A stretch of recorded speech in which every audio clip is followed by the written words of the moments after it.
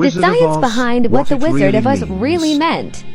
This appears to be a message to expose the banking cartel in America, and to let the people know that they have the power to liquidate them, and get back to Kansas, the real land and republic. The Wizard of Oz, written by L. Frank Baum, is not just a mere story. What is Oz a symbol for? Ounces. What is measured in ounces? Gold. What is the yellow brick road? Bricks or ingot bars of gold.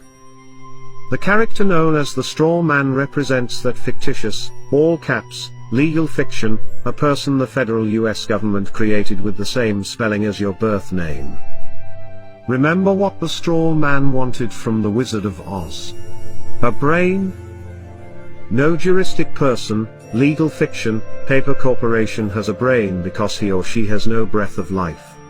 What did the straw man get in place of a brain? A certificate, a birth certificate for a new legal creation. He was proud of his new legal status, and all the other legalisms he was granted. Now he becomes the epitome of the brainless sack of straw who was given a certificate in place of a grain of common sense. Now, what about the Tin Man? Does taxpayer identification number, TIN, bring anything to mind? The poor Tin Man just stood there, mindlessly doing his work until his body, literally seized up and stopped functioning. He worked himself to death, because he had no heart or soul. He's the heartless and emotionless creature, robotically carrying out his daily task as though he were already dead. He's the ox pulling the plow and the mule toiling under the yoke.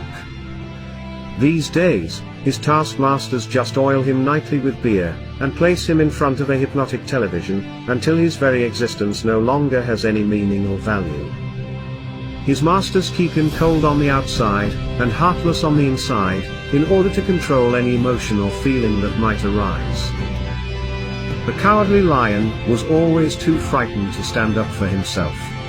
Of course, he was a bully and a big mouth when it came to picking on those smaller than him. Have you ever noticed how bullies are really the biggest cowards? They act as though they have great courage but, in reality, have none at all. They roar, but with no teeth of authority to back them up.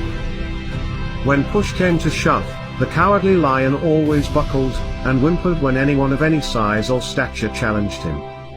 He wanted courage from the Grand Wizard, so he was awarded a medal of official recognition. Now, although remaining a coward, his official status allowed him to be a bully, but with officially recognized authority, and not at all unlike the attorneys, who hide behind the courts. What about the trip through the field of poppies?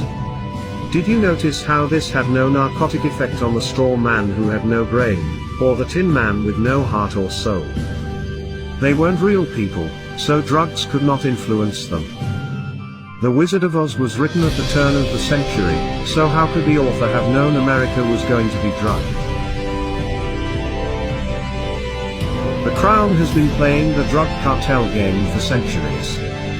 Just look up the history of Hong Kong and the Opium Wars.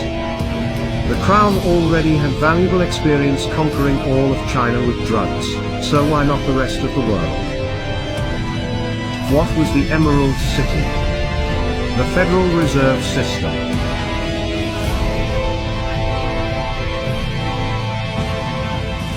Who finally exposed Wizard for what he really was. Toto, the cute and somewhat annoying little dog. Toto means in total, or altogether in Latin.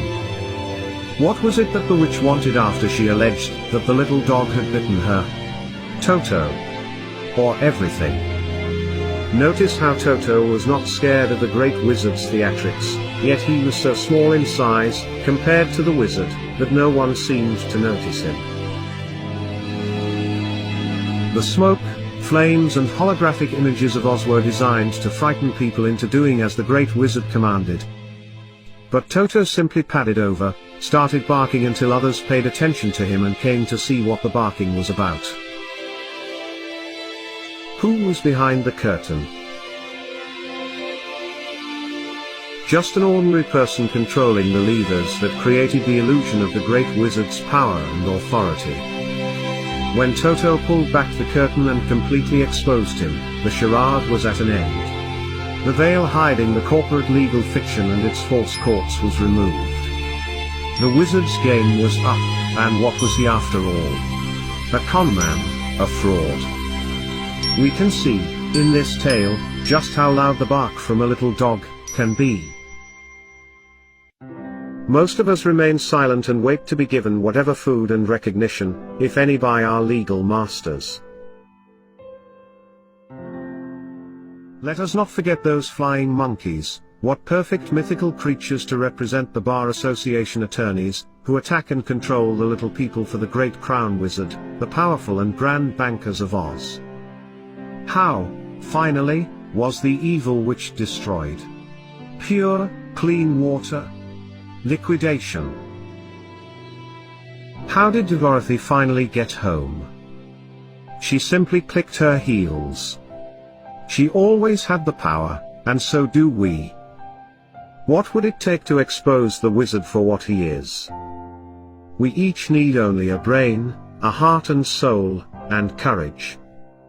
Then, and perhaps of the greatest importance, we need to learn how to work together.